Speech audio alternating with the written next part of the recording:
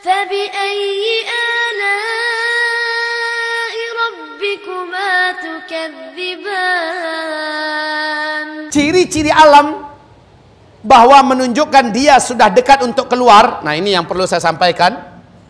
Ciri-ciri alam pertama, ini nggak bisa dibuat-buat. Kalau untuk performance face segala macamnya bisa jadi operasi plastik kan? Zaman teknologi ini mumpung masih ada teknologi. Tapi ciri-ciri alam nggak bisa dibuat. Ini pertanda Al-Mahdi sudah dekat keluar. Apa dia? Apabila salju sudah turun di Arab.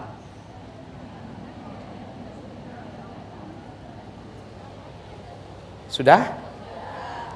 Yang kedua, apabila di muka bumi banyak terjadi huru hara, kegaduhan, khususnya di Timur Tengah. Sudah apa belum?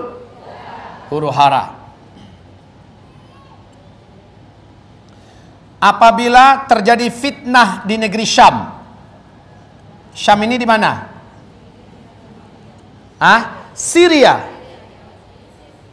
Palestina, Lebanon dan Yordania. Terjadi fitnah di Syam. Fitnah ini para ulama menjelaskan pembantaian umat Islam, penghancuran rumah-rumah, kota-kota mereka, peperangan demi peperangan yang tidak ada ujungnya, pengusiran, pemurtadan, dan ini dilakukan Bashar Assad untuk kaum muslimin di Syria, juga Yahudi di Palestina, Syiah di Lebanon, ya, dan kaum sekular di Yordania. Terjadi pada hari ini fitnah di Syam. Awas, awas. Disinilah Nabi berpesan, pesan Nabi Sallallahu Alaihi Wasallam. Lihat,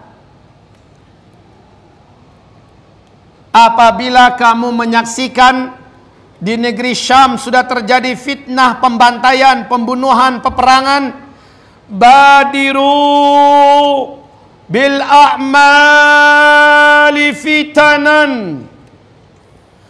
Berlomba-lombalah kamu memperbanyak amalan-amalan soleh di masa-masa fitnah. Wal fitanu bisyam. Dan standar fitnah itu adalah negeri Syam. Apabila di Syam sudah membara fitnah pembantaian seperti sekarang. Sejak bulan berapa, tahun berapa mulainya di Syam, Syria? Maret 2000. Innalillah, itu pun ibu nggak hafal. Saking ibu nggak perhatikan saudara kita di sana, tahun berapanya ibu udah nggak tahu loh bu. 2011.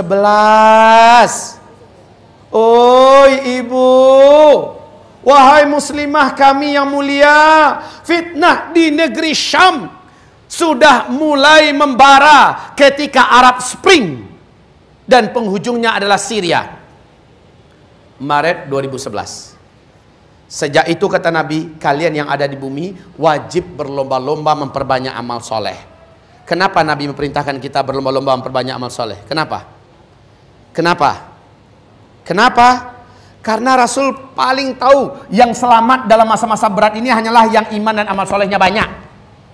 Makanya Nabi bakar semangat umat. Kalau negeri Syam sudah banyak fitnah, pembantaian, pembunuhan, peperangan, kalian yang ada berlomba-lombalah, berlomba-lombalah. Karena yang selamat hanyalah yang punya iman yang benar dan amal soleh yang banyak.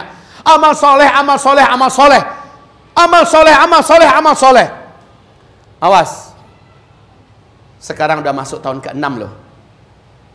Kalau ibu masih biasa-biasa saja, nggak ada penambahan yang signifikan, akhlaknya masih dulu kayak sekarang, sama-sama saja. Bahkan makin hari makin jelek kita, makin jauh, makin akrab, makin rakus, makin hebat melihat dunia ini. La ilaha illallah, makin jatuh kita tuh bu.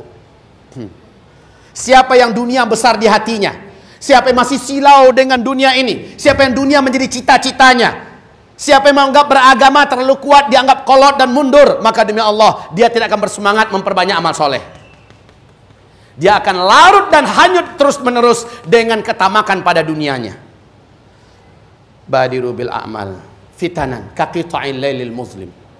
Taib, selanjutnya menjelang Al-Mahdi keluar.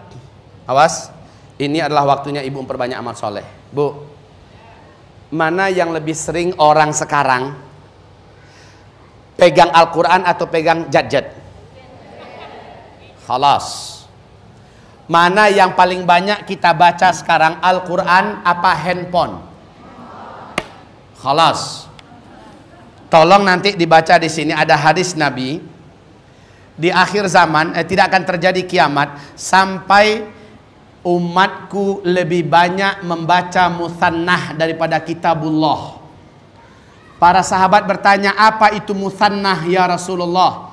Nabi menjawab, musannah adalah tulisan yang ditulis-tulis oleh tangan-tangan manusia, lalu berpindahlah tulisan tangan itu kepada tangan yang lain, dan mereka sibuk menghabiskan waktu membaca tulisan-tulisan itu, dan mereka meninggalkan kesibukan membaca kitabullah. Apa itu kira-kira? WhatsApp, Twitter, FB,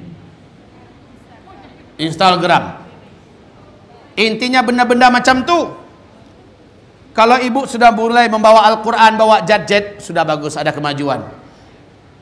Kalau ibu bawa kemana-mana, sebelum pegang gadget, sebelum pegang handphone, peganglah, baca dulu seayat, 2 ayat dah jadi itu, baru pegang handphone.